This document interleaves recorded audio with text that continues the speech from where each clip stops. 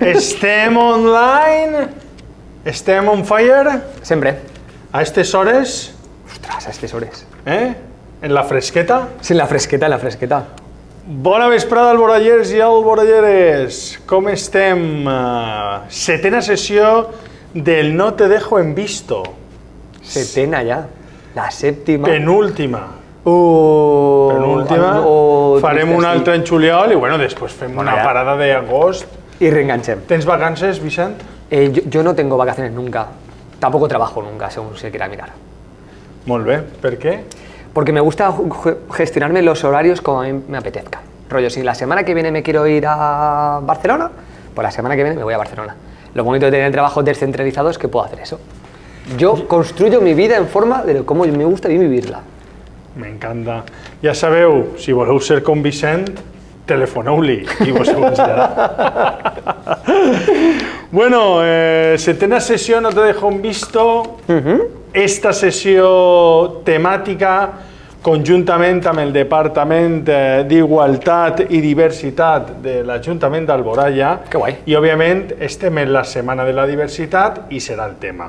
Parlarem de diversitat sexoafectiva. ¿Ok? Ok. ¿Qué te sembla el tema?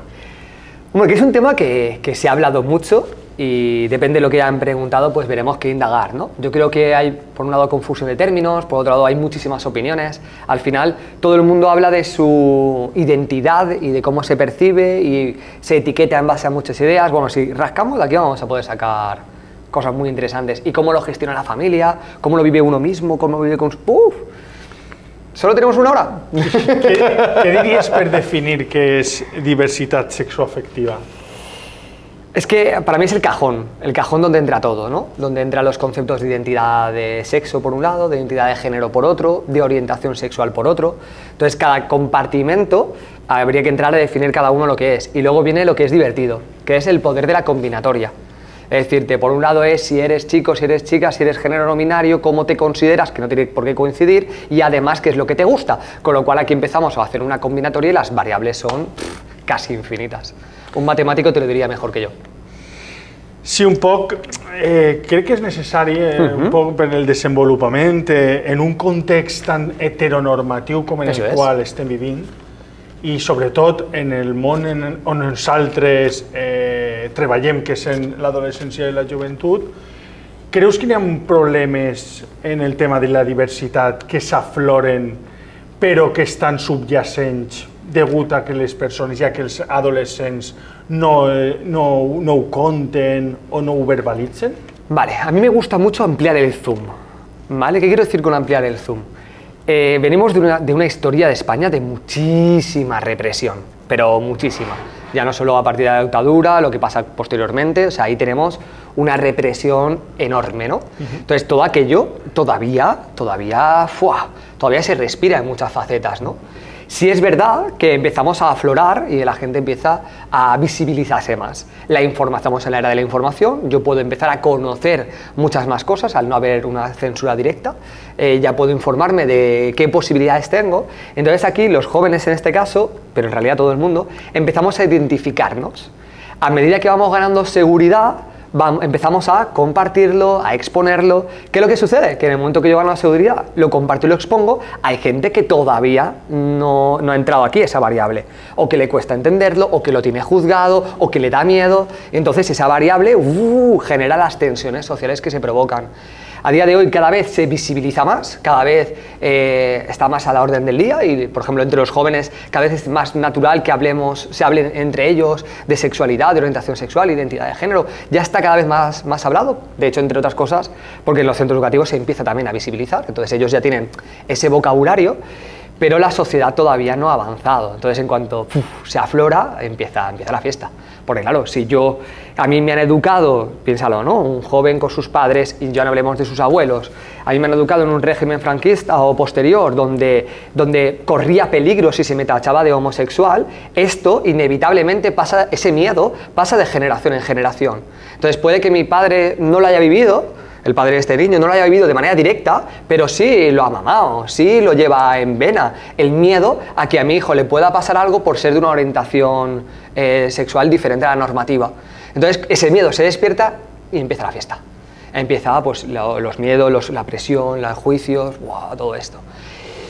Y en los centros educativos es otro cantar, pero por ahí vamos jugando. Contesta tu pregunta, si yo es que me vengo arriba, sí. Yo ya me conoces hasta anem a la primera, ¿vale? Venga, claro. Què he de fer si sent que el meu gènere no es representa en l'etiqueta social que se m'ha assignat?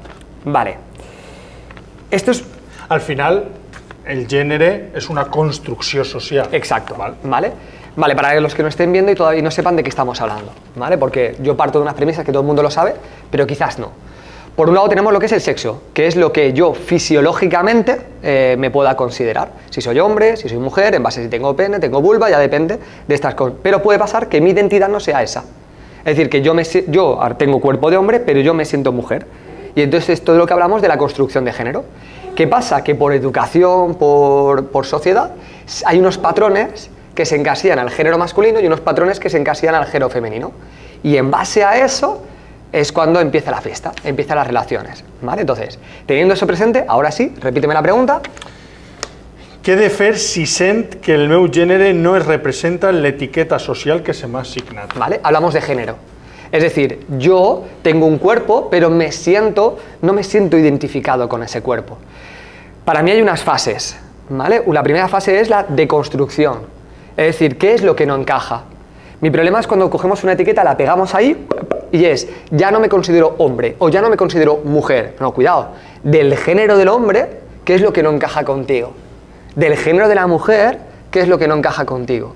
Y para ir a tierra, ¿vale? Te cuento experiencias mías personales. Yo siempre he sido un chico muy sensible. Muchísimo, desde que a mí cosas de género, no me gustaba el fútbol, yo llevaba el pelo largo, claro, yo tenía todas las papeletas para tener la etiqueta de, en mi caso, maricón, directamente, porque la ignorancia juega así. Entonces, claro, yo sentía que había una construcción del género que a mí la masculinidad conocida como el unga unga, a ver, conmigo no encajaba, ni muchísimo menos. Entonces, vale, de todo el género de la masculinidad hay una parte en la que como identidad de género yo no comparto. ¿Quiere decir que entonces dejo de ser o de etiquetarme? Bueno, hay cada uno que se vea qué etiqueta le resuena más. Pero con una persona lo primero es deconstrúyete. Vale, no lo encasilles de todo lo que supone para mí el género masculino o de todo lo que supone para mí el género femenino, qué encaja conmigo y qué no encaja conmigo. Y lo segundo, y a mí muy importante, es ¿y por qué no encaja? ¿Por qué no encaja? Y indaga ahí. A ver, indaga ahí no es indaga afuera, es indaga dentro. ¿Por qué te hace sentir molesto? ¿Qué es lo que tienes asociado en tu identidad que eso te resuena? ¿Vale? Que eso te molesta por dentro. Te pongo un ejemplo. Puede pasar que si yo me ponía a llorar, dijera, buah, es que a mí no me gusta llorar. ¿Qué está pasando ahí? ¿De qué tienes miedo? Probablemente podría ser porque tengo un padre o una madre que es represora, que me dice que no tengo que llorar y entonces lo cuestiono. Y el problema es que eso lo combino con la identidad de género y se están mezclando muchas cosas. ¿Ves por dónde voy? Sí. ¿Vale? De hecho, esta sesión va a ir muy unida a la sesión que hicimos sobre autoestima. Porque muchas veces no me siento bien conmigo mismo y lo ataco al género. Ojo, que yo no digo que no, pero es como deconstruye primero qué es lo que sí encaja contigo, qué es lo que no encaja contigo y luego ya si quieres ves definiéndote hacia género masculino, género femenino o, quién sabe, puedes incluso llegar a un género no binario. Es decir, es que no me identifico. No me identifico con este patrón, no me identifico con este otro. Primero deconstruye para poder volver a construir. Porque todos hemos mamado una identidad de género. Todos. O sea, es inevitable. De hecho, últimamente que estoy aficionado a ver documentales en Japón, es divertidísimo ver cómo ahí la identidad de género no es la misma que la de aquí. La percepción de lo que tiene que ser y hacer una mujer no es la misma de lo que tiene que ser y hacer un hombre. Y es como, madre mía, qué película. Claro, es que esto es cultural. Es que esto no viene por la genética, directamente. El que han dit una construcció social. Exacto. Tercero que haría yo también es informarme. Yo siempre lo recomiendo, fórmate. Es decir, te sientes que algo no encaja, busca información. A día de hoy hay un montón de libros de identidad de género, hay un montón de libros sobre autoestima, hay un montón de libros sobre habilidades sociales. Lee, mira documentales. ¿Por qué? Porque ahí vas a encontrar muchas respuestas. Evidentemente hay muchos colectivos que te pueden informar y evidentemente desde aquí también estamos informando. Es decir, infórmate antes de tomar una decisión, porque no hay decisiones definitivas en esta vida. la muerte, quizás.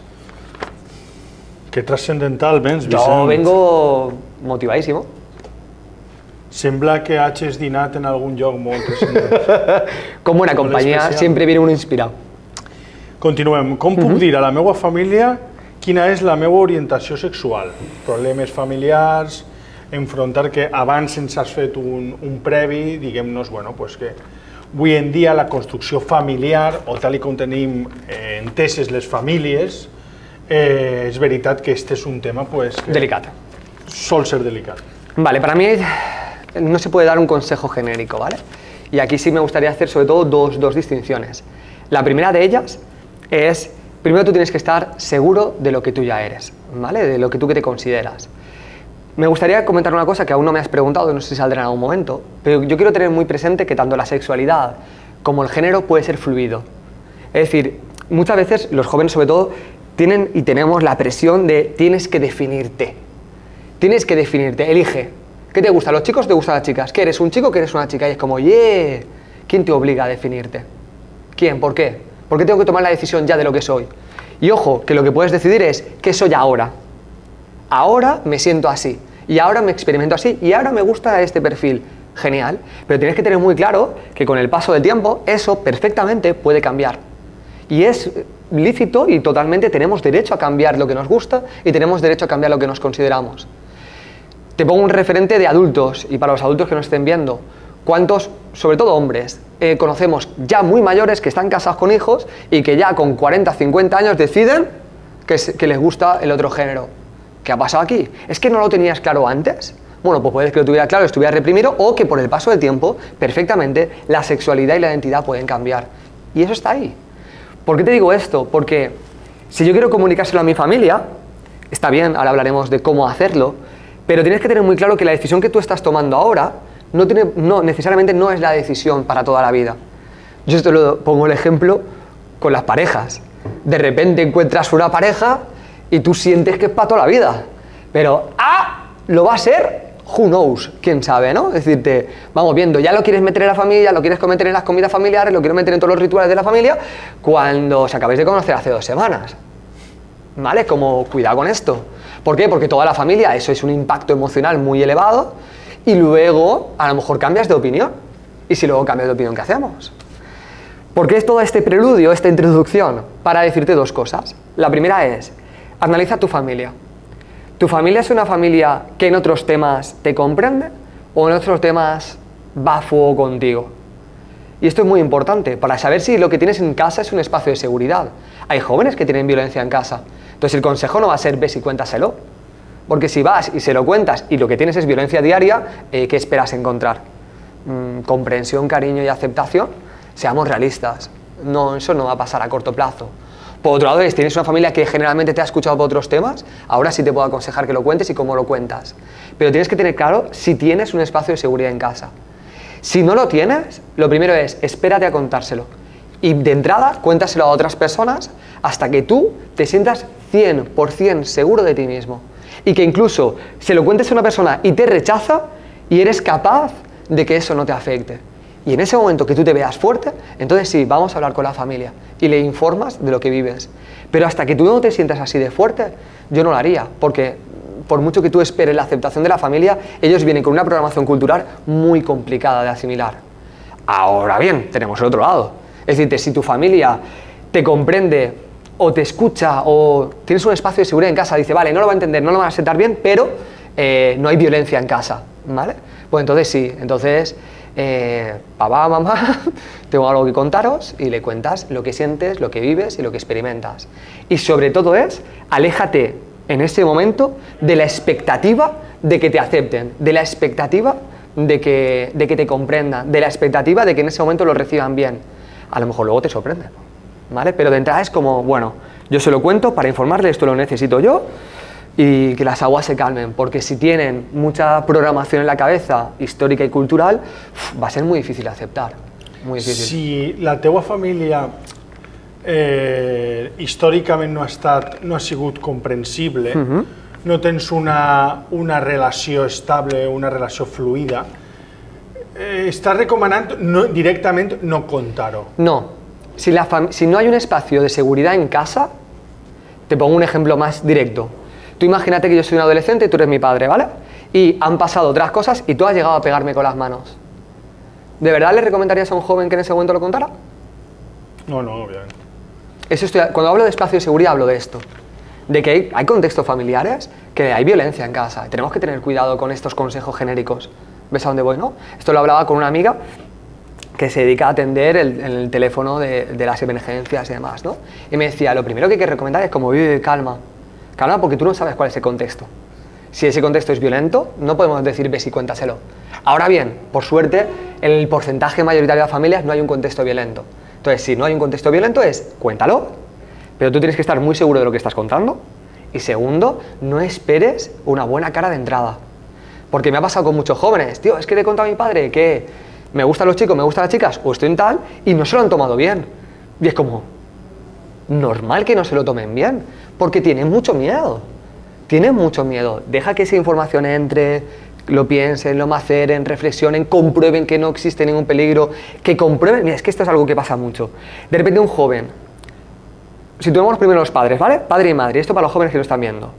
Tu padre y tu madre probablemente se han montado una expectativa de cómo va a ser tu vida y cómo va a ser su futuro en tu vida. Y ya se han imaginado que vas a tener hijos, que van a ser abuelos, que van a tal. Y de repente vienes tú a decirme que has cambiado de identidad o que has cambiado de gusto.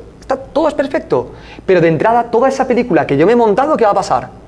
¡Bum! Se derrumba y yo entro en pánico, que no voy a ser abuela, que la reacción no va a ser positiva, tienen que ya estar entrenados. Ojo, ¿qué va a pasar? Que en ese momento la reacción no será positiva, pero calma, esta persona probablemente lo hable con otra, lo macere y lo más importante, compruebe que tú sigues ahí, que tú sigues amando, que sigues siendo tu hijo, que no ha cambiado. Porque en el momento que se lo cuenta, él tenía una expectativa y de repente piensa que me han cambiado a mi hijo de la noche a la mañana. No, de la noche a la mañana no. O sea, esto ya era un proceso y si hubieras observado lo hubieras visto. Pero estabas tan cegado con la fantasía que te habías montado de la vida que ibas a tener a través de tu hijo que no has visto los cambios y las señales que te estaba marcando. Ahí es donde es importante la comunicación de la familia. Cuando tú ya ves que ese niño no es que cambie de identidad, es que se está redefiniendo, pues ya lo tenemos. Ahí es cuando, vale, la reacción de entrada va a ser negativa, pero déjale un tiempo, que se dé cuenta que su hijo no ha cambiado, que se dé cuenta de que le quieres igual, que se dé cuenta de que es un espacio de seguridad. Por suerte en la cultura en la que estamos, aunque hay mucho juicio y hay mucha represión, estamos en un contexto bastante seguro comparado con otras culturas. Como ves, un tema que me mola, ¿eh? Sí. Ens senten i ens veuen molts pares i mares, ens fan arribar. I a mi m'agradaria ara, i aquesta pregunta, dirigir-la a ells. Vale. Quins tres tips que li donaries a ells per crear aquest espai de confiança? Vale. Per a que el teu fill o filla, en un futur, o si ja ho és, adolescent, vull dir, ja està en l'edat adolescent, puga arribar a contar-te com se sent. Tres tips. Por supuesto. De hecho, es que esta es la clave para mí de la película. La clave, ese espacio de comunicación y de seguridad. Lo primero primer tip es, crea espacios de diálogo semanalmente. Semanalmente, aunque no tengamos nada de qué hablar. ¿Por qué? Porque si no esperas que en el momento de la crisis el niño venga, se abra y te lo cuente. Cuando no habéis hablado desde hace meses. Entonces, es fundamental que haya un espacio en el cual hablar. Si te hace falta, en ese espacio de diálogo, hay un mogollón de dinámicas de comunicación. Una dinámica de comunicación puede ser perfectamente, te cuento algo que para mí está siendo difícil y te cuento algo que agradezco y que me gusta. Y todas las semanas, los viernes, en la hora de la comida, en vez de ver la tele o estar con los móviles o hablar del tiempo, cada persona, cada miembro de la familia comparte esto. Y ojo, ningún miembro de la familia opina. Esto es muy clave. Porque si yo te cuento algo y tú empiezas a opinar, ya me estás juzgando, con lo cual, directamente, a no ser que te pide yo mi opinión, tú no opines. Entonces, en esta dinámica, yo lo que hago es te cuento, pues mira, estoy teniendo esta complicación, y por otro lado, agradezco y me felicito por esto. Y esto todas las semanas, como un ritual, ¿Por qué? Porque el niño está comprobando todas las semanas que hay comunicación, que puede expresar su opinión y no está su padre o su madre diciendo lo que tiene que hacer, cómo tiene que arreglar su vida y juzgando lo que está haciendo. ¿Me sigues? Segunda idea, para mí muy importante, es sé ejemplo. Depende de la edad que tenga el niño, tú le puedes contar unos problemas o otros. A los niños problemas de niño, a los adolescentes ya casi problemas de adulto y a los adultos pues problemas de adulto. Es decirte, ¿Cuántas cosas le cuentas a tu hijo de tu vida privada? O de esa parte negativa que tú estás viviendo. La respuesta general es ninguna. Porque yo tengo mis problemas y yo vengo aquí a educar a mi hijo. Ya, pero tú quieres que tu hijo confíe en ti, pero tú no le cuentas nada de tu vida, de lo que estás viviendo, ni siquiera de tu pasado que él no presenció y no vivió. Entonces es muy importante que seas ejemplo. Que si te está pasando algo, no que te apoyes en tu hijo, pero sí que le digas, mira, no estoy pasando un buen momento, porque me está pasando esto. Adaptado a cada edad. Y esa comunicación tuya que ve que tú confías en él, ¿qué es lo que va a pasar? Evidentemente que cuando él tenga un problema, lo más probable es que venga él y te lo cuente. Y lo tercero, y esta para mí es la clave más importante, es cuando te venga un adolescente a contarte un problema, no supongas que te está pidiendo su opinión. Quizás no te está preguntando tu opinión. Quizás no quiere que le digas lo que tiene que hacer. Quizás lo único que quiere es que le escuches. Entonces, cuando te lo cuenten, le escuchas, le preguntas, pero no interrogatorio para enterarte de qué ha pasado, de lo que ha sucedido y demás, le escuchas y le haces una pregunta mágica, Mel de Romer, ¿vale? Y es, ¿qué quieres de mí? ¿Qué quieres de mí? ¿Por qué? Porque quizás la respuesta sea un abrazo, o quizás la respuesta sea un consejo, o quizás la respuesta sea, ¿ves por dónde voy? Sí, sí. Pero si de entrada empiezo opinando, ya es un juicio directo. Ya el niño dice, ¿para qué te lo cuento si me estás diciendo lo que tengo que hacer? Porque lo que quiere muchas veces no es que le diga lo que tiene que hacer, es sentirse escuchado y comprendido. Y en el momento que yo lo oriento, hay un juicio detrás siempre. Entonces yo creo que con esos 3 tips, a fuego. Crear espacio de diálogo, rituales, por otro lado, sé ejemplo, y por otro lado, no le des plantillas. ¿Por qué? Porque si eso lo creamos en el día de entrenamiento, cuando venga la pelea, ya está entrenado. Es decir, cuando yo estoy entrenando, esto lo tengo y es el hábito, y cuando sucede la crisis, es entonces cuando toda la programación que he ido instalando en mi hijo, en ese momento vendrá y la utilizará. ¿Siempre, siempre, siempre? No. Pero estadísticamente es altamente probable. Eres més de crear Frankensteins, vull dir, diferents coneixements adherits a la persona, en aquest cas l'educació, o donar-les ferramentes per a que ell busque, en aquest cas el teu fill o filla, busque el camí? Mi opinión, y aquí para mí es un mix, ¿vale? Para mí es un mix. Por un lado lo más importante es enseñar a pescar.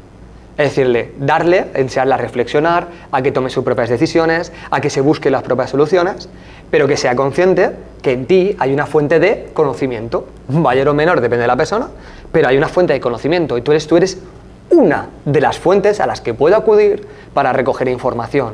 ¿Por qué digo un mix? Porque tú tienes unas herramientas como padre, yo te puedo tener otras herramientas, entonces en un momento dado mi herramienta le puede venir bien a mi hijo. Ahora bien, cuando a mi hijo le interese mi herramienta. Si a mi hijo no le interesa lo que opino, ¿qué más da que yo se la dé? Entonces es mucho más interesante fomentar la reflexión, fomentar las preguntas. Porque si no, yo soy muy bruto, pero cuando hago terapia familiar, la pregunta es radical, o sea, la reflexión es radical. ¿Eres consciente que tú mañana puedes estar muerto? Mañana. O cuando acabe esta sesión, tú no tienes por qué estar en la vida de tu hijo. Y la pregunta que yo lanzo es, ¿y qué nivel de autonomía tiene tu hijo? Y aquí y es un dardo directo, porque nos demos cuenta de esto, que no se trata de darle plantillas, se trata de crear una persona autónoma que tenga las herramientas para aprender, para solucionar todo aquello que le venga, porque a saber lo que la vida tiene preparado para esa persona. Y nosotros no siempre estaremos para apoyarla. Duele, pero es un hecho. Es un hecho. Nos estamos yendo de la diversidad de la educación, però creo que va a la par. A l'adolescència... No, estem mirant des de la perspectiva dels pares i les mares que també ens veuen i ens interessa i al final, no te dejo un visto, es més holístic que únicament dirigirnos a adolescencia. Mira, por ejemplo, para ya conectar, ¿no?, con lo que hablábamos de diversidad. Una cosa que yo plantearía a un joven, no todos los padres tienen formación al respecto y no todos son capaces de entenderlo porque nunca se han formado. Sin juicio, aquí es cada uno en base a la vida que haya vivido. Puede que tu hijo venga de repente y te diga cualquier cosa, identidad de género, sexualidad y demás. Sé sincero si eres padre o madre. Mira, cariño, no lo entiendo, pero me encantaría informarme, me encantaría que me ayudases a entenderlo, me encantaría y reconoce tu ignorancia, que no pasa nada. Cuando yo reconozco mi ignorancia, mi autoridad sube, siempre, porque pensar que lo sé todo es imposible. Yo de lo mío sé mucho, porque he leído mucho. Pero que sepa mucho no quiere decir que tenga todas las respuestas, ni muchísimo menos. Y yo estoy muy abierto a seguir aprendiendo. Como padre igual, de repente te puede plantear algo que dices, ¿y esto que me está contando qué es? Vale, pues nada, con toda la humildad del mundo le dices a tu hijo, mira, cariño, sé que esto es importante para ti. A mí me dijeron que esto era malo, que a mí esto, evidentemente se despiertan cosas que he heredado de mi familia y que tengo que mirarme, hacérmelo mirar y reflexionar, pero me encantaría entenderte. Me encantaría entenderte. Y me gustaría que buscásemos información juntos. ¡Ostras! Es que esa es la mejor respuesta y la más sincera, si es la verdad. Totalment. Tornem a la perspectiva dels adolescents. Vinga. I un tema que varen tractar l'anterior, No te dejo en visto, en la Patagona, recordes? Sí, que me lo pasé. Fou per a mi, personalment... Si no l'han visto... No, és que encara no l'hem tret. ¡Ah! Encara no l'hem tret. El directo sí que está subido. Ah, té raó. El directo sí que está subido. Bullying, assetjament. Sí, Val? Què fer si els meus i les meues companyes es burlen de mi? Vale. Directamente, por resumir, debería decirte, mírate el otro vídeo. ¿Vale? Pero por darle una respuesta a la persona que haya mandado esta pregunta, al final es muy importante que tú tengas claro tu identidad. Y ya que ya no solo hablo de género, hablo de cualquier cosa. Y pongo un ejemplo que no sea de género, pero que nos sirve igual. Que es el tema de, yo qué sé, soy friki, ¿no? Por ejemplo. Si mis compañeros se meten conmigo porque soy friki y a mí me molesta, la pregunta es, ¿por qué para ti eso es malo? Y es como, tú eres friki, te sientes orgulloso de ser friki. ¿Cuál es el problema? Mis compañeros se pueden burlar de mí, pero si tengo la fortaleza, eso no me va a afectar. ¿Cuál es el problema? Que por definición en la adolescencia están buscando su identidad. Y como todavía no tengo claro lo que soy o lo que quiero ser, dudo. Entonces si de repente alguien que considero mi amigo o mi compañero se mete conmigo, a ver si esta decisión que estoy tomando está equivocada. Y como dudo de si está equivocada, entonces me duele. Pero como tú tienes claro lo que eres, lo que te gusta o lo que te consideras, a partir de ahí no molesta a los compañeros. ¿Por qué digo esto? Por lo que hablábamos. Si se está metiendo contigo, dos cosas. Lo primero, pide ayuda. Y esto lo hablamos mucho en la otra sesión. Pide ayuda, no estás solo. No estás solo ni estás sola. Pide ayuda. Desde aquí, vente, aquí siempre hay gente, o cualquier círculo, hay un montón de personas a las cuales puedes pedirle ayuda. Pide ayuda. Y si a la primera de cambio le pides ayuda a alguien que no te responde bien, porque hablamos de espacio de seguridad, pues esa no era la persona adecuada. Pídele ayuda a otra persona, ¿vale? Lo segundo es, mírate tu autoestima. Ahí tenemos que mirar la autoestima. ¿Cómo me siento yo conmigo mismo? ¿Me estoy amando en mi proceso? Y a partir de aquí, ya puedo empezar a construir una autoestima sana donde lo que opinen los demás deje de afectarme. Pero todo nace de aquí. Porque si lo que intentas es eliminar a las personas que critican y que juzgan, pues yo tengo la sensación que no vas a acabar en tu vida. Porque cada uno es libre de hacer lo que considere, incluso aunque afecte a otro. Y no vamos a poder controlar las variables, pero sí puedes controlar cómo te afectan a ti. La mejor forma de identificarte ahí es identificar tu identidad, qué quieres ser, y a partir de ahí jugar. Yo con muchos jóvenes lo he notado un montón. Jóvenes que están buscando su identidad sexual o de género, y en la transición, como hay diferencia, los compañeros se meten con él, al diferente. Puede ser por el peso, puede ser por las gafas, puede ser por su orientación sexual o lo que parece y lo que interpretan. Y se meten ahí contra esa persona. Yo he visto grandes cambios cuando ese joven ha pasado de dudar a reafirmarse. Y en el momento que se ha reafirmado con su identidad, sea la que sea, ya podía venir cualquiera a decirle misa, que era como, gracias por describirme. Quiero decirte, por mucho que tú intentes ofenderme, el poder de que me ofendas es mío, no es tuyo. Pero para eso hace falta que yo tenga claridad de mi identidad. Educació sexual. Digo, yo vengo enchufado, pero tú vienes reflexivo, ¿eh? Tú le das ahí... No, m'agrada pensar i crec que estàs donant unes píndoles, estàs donant uns conceptes clars i que poden servir-nos. Jo crec que sí. I poden servir sobretot als nostres adolescents. Educació sexual, i ja no parla d'educació a nivell acadèmic, sinó a nivell social. Estem preparats com a societat per educar als nostres adolescents sexualment? La respuesta radical es no. Quiero decirte, preparados no estamos. ¿Por qué no estamos preparados? Porque la educación sexual, que por ejemplo hemos recibido mucho de nosotros, se basaba en los peligros que entraña la sexualidad. Y está bien, creo que es importante, pero la sexualidad es un mundo muchísimo más amplio de lo que realmente se está tratando. En esta sociedad actual, ¿cuál es el problema de esta película? Que estamos en la era de la información, y esto ya voy más. Mira, voy a hacer dos mensajes, uno para padres y otro para adolescentes. Para padres es, tienes que tener claro que tu hijo tiene acceso a mucha información, y cuidado, también mucha desinformación. Y la pornografía está, vamos, a un clic en el móvil, a un clic de ordenador, y por mucho que quieras controlarlo, el acceso es súper fácil llegar a ello. ¿Cuál es el problema? Que si el primer contacto que tiene un niño de la sexualidad es a través de la pornografía, ¡ay, qué bien le va a ir en la vida! Como digo siempre, ahora ya porque ha cambiado un poco la política, pero a los jóvenes yo siempre digo que la pornografía es como Disney. Te venden una ficción como si fuera real. Por suerte Disney ya se está actualizando, ¿vale? Pero el antiguo Disney te vendía fantasías. Aquí lo mismo. Te vende una idea de lo que es la sexualidad, que eso no es para nada la sexualidad. Si tú estás viendo eso y esperas que tus relaciones sexuales luego vayan a ser así, pues vas apañado. Vas apañado. ¿Qué pasa? Que buscar educación sexual es muy complicado, ¿eh? Es muy complicado. Porque si tú buscas eso en internet, al final buscamos y encontramos el ABC de siempre. El ABC, que son métodos anticonceptivos, enfermedades STS, que son importantes, no te digo que yo, pero hay mucho más, ¿eh? Fíjate, yo siempre lo digo, el 99% de la sexualidad que practica una persona que no se censure a sí misma no va a ser para tener hijos, ¿eh? Va a ser en busca de un placer, de una conexión o de una huida emocional. Todo esto no se enseña, se da por hecho. Y la clave es, tío, tu hijo va a tener educación sexual. La pregunta es, ¿eres consciente de la que va a tener o dejas que él descubra lo que tenga que descubrir? I en xarxes socials, mira, les persones que han interactuat... Mira, ¿te puedo interrumpir un segundo? Sí, sí, claro. Creo que esto sería muy importante. Si yo soy padre o madre y quiero ayudar a mi hijo en educación sexual, lo primero que debería hacer es cuestionarme la educación sexual que tengo yo. Yo creo que esta clave es importante. Porque creo que sé sobre sexo porque lo he practicado, pero en realidad, ¿cuál es mi conocimiento sobre la sexualidad?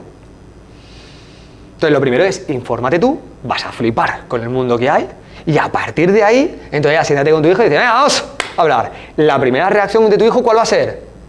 Incomodidad absoluta. Volvemos a la conversación anterior. ¿Por qué no está acostumbrado a hablar estas cosas contigo? A la 20ª, al final, es una conversación natural. Pero hay que jugar con esto. Ja està, ese era mi apunte. No, el que volia dir-te en referència també a xarxes socials, quan han interactuat amb nosaltres diferents persones, sí que ens han dit que han denotat al llarg de la història, al llarg de la seva vida, una manca de referents. I en relació al que te deia de les xarxes socials, com podem buscar ara mateix aquests referents en el qual poder sentir-se identificats, que al final a tots ens ajuda per donar-nos una espenta? Venga, lo primero que tenemos que tener presente es que el cerebro del ser humano hay una cosa que a mí me fascina, que es el sesgo de confirmación. ¿Qué es el sesgo de confirmación? Es el principio mental que me hace buscar la información que está de acuerdo conmigo. Entonces siempre acabo viendo las mismas cadenas de televisión, siempre acabo leyendo los mismos libros, siempre acabo viendo, pero todo en base a mi opinión y con el objetivo de, inconscientemente, reafirmarme mi opinión. De tal manera que en el momento que yo me junto con alguien que me resuena, que me molesta, que no me gusta su discurso, lo que hago es juzgarlo, me alejo de ello. Y esto es un mecanismo de defensa de mi mente para mantener mi opinión. Es hiper peligroso. ¿Por qué? Porque si no te cuestiona tu opinión, vives en la ignorancia. Entonces lo primero que tienes que hacer es empieza a buscar referentes sabiendo que lo que vas a buscar es gente que compara tu opinión. Entonces como, vale, ¿quién dista de mi opinión? Voy a hablar, voy a escuchar, voy a buscar y a partir de ahí cuestiona, evidentemente. Cuestiono eso, cuestiono lo mío y voy creando mi propia identidad. En redes sociales, de entrada yo iría a lo fácil. ¿Y qué es lo fácil? Hay un montón de agrupaciones sobre LGTBI+, hay un montón de agrupaciones sobre que hablen de todos estos temas. Tú puedes ahí encontrar un montón agrupados. Pero aún así, esas agrupaciones son endogámicas, es decir, todas son iguales. Todas se relacionan desde el mismo marco. Como, vale, ya tengo claro este marco, voy a salirme de ese marco para buscar otro. Porque si solo me encasillo con uno, vuelvo a caer en el sesgo de confirmación. Y hay muchísima más información. Si de entrada esa perspectiva no la tienes, te invito a que te adentres. Y cuando la tengas, te invito a que salgas y averigües de otras. ¿Qué pasa? Que hay muchas personas, y esto a mí, mira, una cosa que hago, yo es que soy así, ¿vale? Entonces yo me voy al Camino de Santiago o me voy de ruta con cualquier persona y a mí me encanta hacer preguntas que nadie hace, ¿vale? Que nadie hace. ¿Por qué? Porque así me da realmente un punto de vista humano y real de la persona que estoy teniendo. Las preguntas típicas son a qué te dedicas, cómo es tu vida y demás, pero tú le puedes preguntar sobre este tipo de cosas. En tu entorno hay alguien que tenga de una orientación sexual diferente o de una identidad de género diferente y ya verás como la primera reacción es esto como David Broncano preguntando cuánto cobras o cuánto has follado, ¿vale? Ese tipo de preguntas te llevan a respuestas mucho más interesantes sobre la persona que realmente las típicas preguntas de cualquier entrevista. Entonces jugar a eso es maravilloso porque te permite conocer a una persona que habla de cosas que no suele conversar, siempre respetando que no te quiera contestar, por supuesto, ya es la idea. Entonces busca, porque es interesante como una persona puede ser un gran empresario, un gran cantante, pero lo que hay detrás es un referente de integridad, puede ser orientación sexual, identidad de género, llámalo X.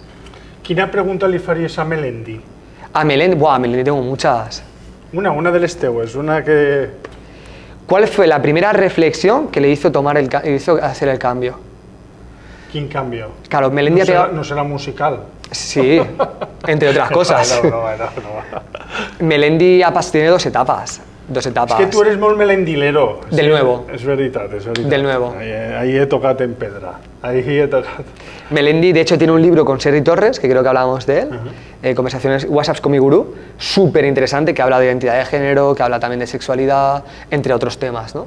Pero él lo dice que en el momento del avión, que se hizo muy famoso, de como la leoparda, borracho y demás, ahí tocó fondo él y dijo, me tengo que cuestionar mi identidad por completo, porque yo venía a ser aquí el machito, el demás, y ha tenido que haber una deconstrucción de identidad enorme. Entonces me hubiera gustado cuál fue la primera, yo siempre le llamo el primer bofetón, ¿no? Que te hacen una reflexión, por ejemplo, en esta vida hay que elegir entre tener razón o ser feliz, y haces, perdona, y son reflexiones que haces, ¡plas!, te cruzan la cara, ¿no? Me gustaría saber cuál fue el primer bofetón que se llevó, y a partir de ahí sé que ha habido muchos más. Quina li faries a Shakira? A Shakira, vale. ¿Cómo superó?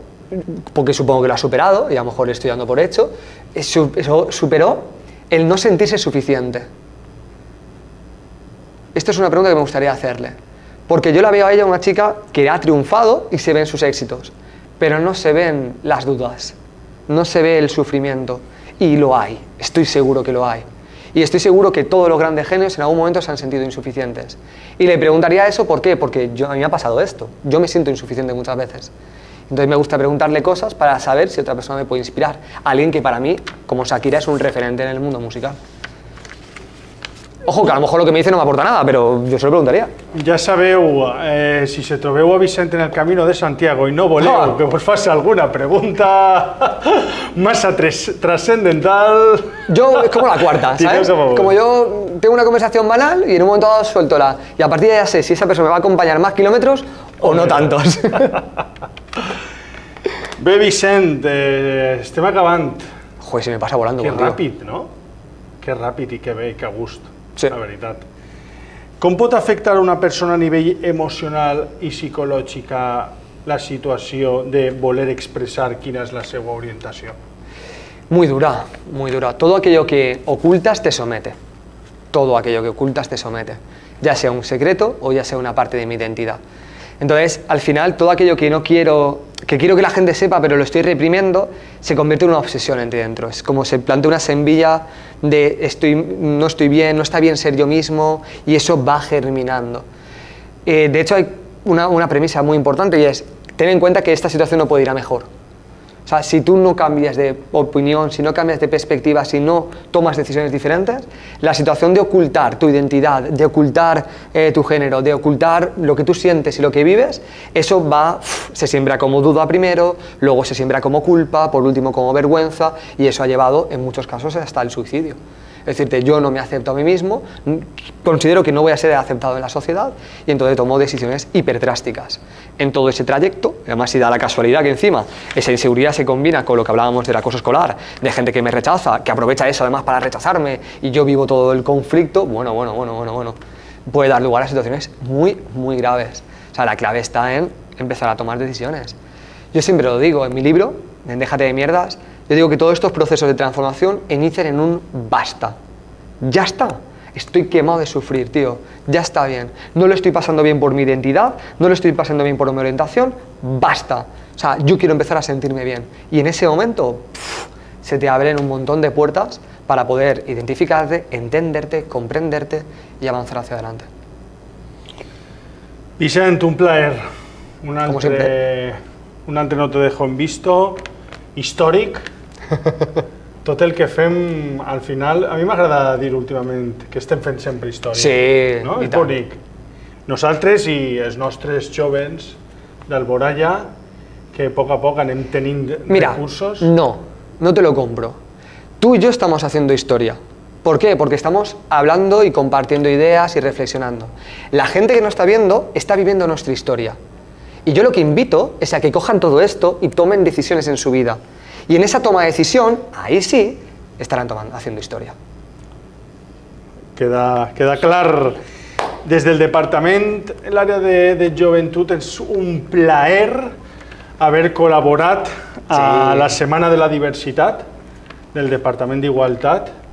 Crec que si hem aportat un granet de sorra, per a nosaltres és vital, és important. I ens despedim en el lema d'aquest any, que és Alboraya amb l'orgull, l'espai jove sempre amb l'orgull. Moltíssimes gràcies i ens veiem ara, Juliol, amb l'últim No te dejo en visto abans de les vacances. Està allà. Moltíssimes gràcies, Vicent. Moltíssimes gràcies, Alboraya. Ens veiem. See you.